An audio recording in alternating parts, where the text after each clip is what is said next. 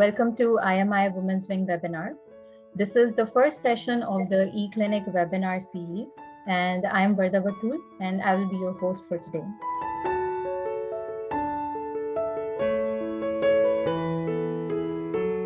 I welcome you all to the first session of eClinic webinar series. It is an initiative of the Women's Wing. eClinic webinar series is the first of its kind, targeted to increase awareness among women, especially focusing on mental and physical health being. So the idea of these webinars is to learn from each other.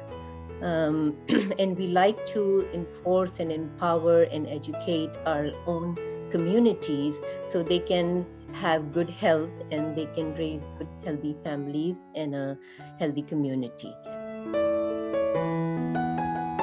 So today's talk is post-COVID syndrome. So last year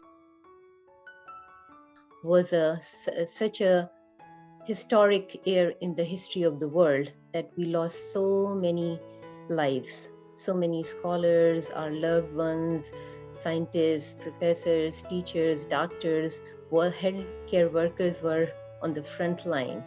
And it's so hard to see them, the families who are suffering their loved ones lost last year. And these are some figures from the recent World Health Organization that the death rate has gone over 3 million and the confirmed cases are over 179 million cases. And chronic inflammatory diseases contribute to more than half of the deaths worldwide.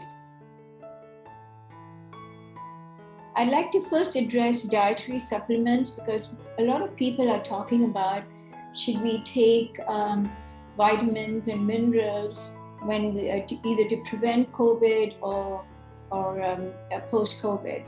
So there are individual nutrients, vitamins and minerals that can affect the immune system by supporting healthy physical barriers in the skin and mucosal membranes.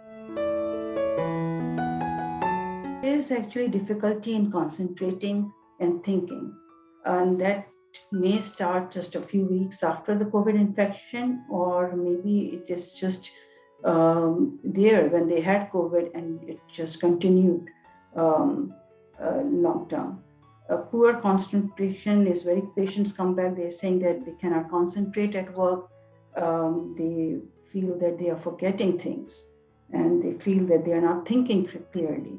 And again, it is very frustrating for them because it may lead to social isolation and anxiety.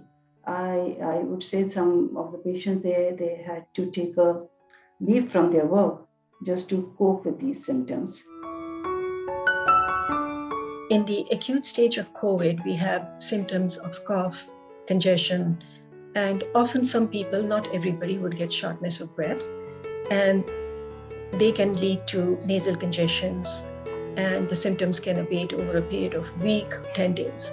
Some people do get into the chronic phase of a lot of sinusitis because of the increased congestion. Some people, as mentioned by my colleagues, can have a loss of taste and loss of smell, and this too takes time. And with the chronicity that we are talking about, time factor is anything more than 6 to 8 weeks. So these symptoms can last for months in patients. They can be very frustrating, very aggravating to the people who do not understand what's going on with their body. For the pregnant women, it is always advised to consult your gynecologist, an obstetrician, because pregnancy is a kind of a situation in which the obstetrician has to decide based on the safety of the woman and the child both. But it's not a contraindication for the pregnant woman, but they have to consult their obstetrician. It is true that vaccines are not without side effects, and it has been realized by some countries, starting from Israel to UK to US and some other countries, that myocarditis or pericarditis kind of complications are there. Most of the doctors here pointed out the fatigue and the shortness of breath. So the way we've tried to encounter that is by performing graded exercises or graded breathing exercises that play a significant role in maximizing the lung capacity and the skeletal muscles that have been either atrophied or either something pertaining to COVID, the weakness and fatigue pertaining to that. Our next webinar will be inshallah on July 11th, and that will be on post-COVID recovery program financially and career guidance type things. The people who are affected socially and financially, we can provide something.